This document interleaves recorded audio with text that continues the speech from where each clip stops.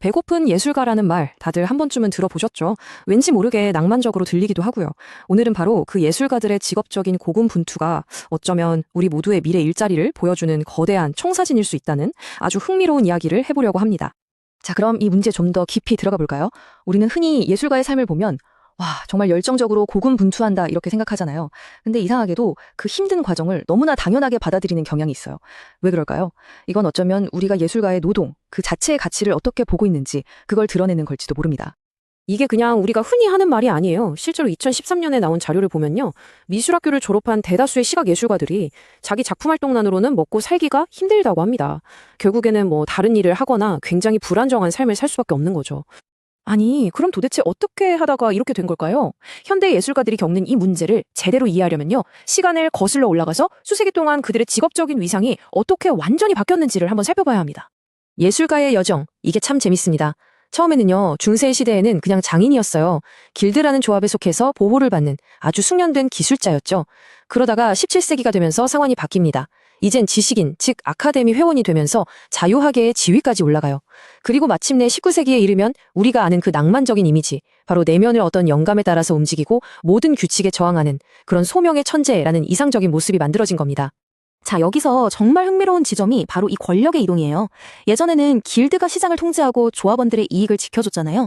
말 그대로 일자리를 관리해준 거죠. 그런데 이 권력이 아카데미로 넘어가면서 이제는 교육과 선발을 통제하고 개인에게 지위와 명성을 부여하는 방식으로 바뀐 겁니다. 그러니까 전문 예술가가 된다는 것의 의미 자체가 근본적으로 달라져 버린 거죠. 이런 역사를 거치면서 오늘날 예술가를 바라보는 시각에 아주 큰 충돌이 생기게 됩니다. 과연 이들을 직업적으로 실패했다고 봐야 할까요? 아니면 오히려 새로운 노동 방식의 선구자로 봐야 하는 걸까요? 그러니까 이런 질문을 던져볼 수 있는 거죠. 예술가들이 스스로 규칙을 거부하고 끊임없이 예술을 재창조하면서 아카데미로부터는 자유로워졌어요. 그건 맞아요. 하지만 그 대가로 명확한 사회적 지위나 보호막을 잃어버리고 결과적으로는 자기 직업의 기반 자체를 무너뜨린 건 아닐까요? 바로 이 지점에서 두 가지 이론이 팽팽하게 맞섭니다. 한쪽에서는 이렇게 봐요. 예술가들이 전문직이 되기를 거부하고 소명을 택하면서 스스로 제도권 밖으로 나간 거다. 일종의 탈전문화라는 거죠. 반면에 다른 쪽에서는 전혀 다르게 봅니다. 예술가들은 그냥 지금 우리 모두에게 보편화되고 있는 초유연성 그리고 불확실성이라는 새로운 노동 형태를 누구보다 먼저 겪었을 뿐이라는 거예요. 특별한 게 아니라는 거죠. 그리고 이 피에르 미셸 맹거의 말이 바로 그 두 번째 주장을 아주 날카롭게 보여줍니다. 예술가는 자본주의 체제 안에서 새로운 노동 방식의 전형적인 인물이라는 거예요. 더 이상 특이한 사례가 아니라는 거죠. 프로젝트 단위로 일하고 치열하게 개인 경쟁을 해야 하는 그들의 현실이 이제 우리 모두의 현실이 되어가고 있다는 뜻입니다. 자, 그렇다면 예전의 정의가 더 이상 통하지 않는 지금 우리는 도대체 누구를 전문 예술가라고 불러야 할까요? 사회학자들은 한 가지 기준만으로는 안 되고 여러 지표들을 종합적으로 봐야 한다고 말합니다. 이게 무슨 체크리스트처럼 딱 떨어지는 건 아니고요. 일단 첫 번째, 교육이 기본이 됩니다. 기술도 배우고 인맥도 쌓고요. 근데 두 번째, 소득만 가지고 판단하기는 좀 어려워요. 대부분 예술 활동만으로는 생계 유지가 힘드니까요. 진짜 중요한 건 바로 세 번째, 동료들의 인정입니다. 비평가나 큐레이터, 다른 예술가들 같은 이른바 예술계에서 인정을 받아야 경력이 쌓이는 거죠. 그리고 이 모든 걸 가능하게 하는 원동력, 바로 네 번째, 이 모든 불안정함을 견디게 하는 강렬한 소명의식입니다.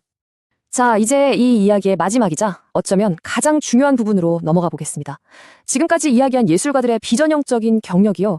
사실은 오늘날 우리들의 경력과 깜짝 놀랄 만큼 닮아있다는 점입니다. 한번 생각해 보세요, 여러분. 요즘 평생 직장이라는 개념이 거의 사라졌잖아요. 다들 프로젝트 단위로 경력을 쌓아가죠. 또 끊임없이 유연해야 하고 자율적으로 일해야 하고 적응력도 빨라야 하고요. 자기 자신을 홍보하고 인맥을 관리하는 건 이제 생존을 위한 필수가 됐습니다.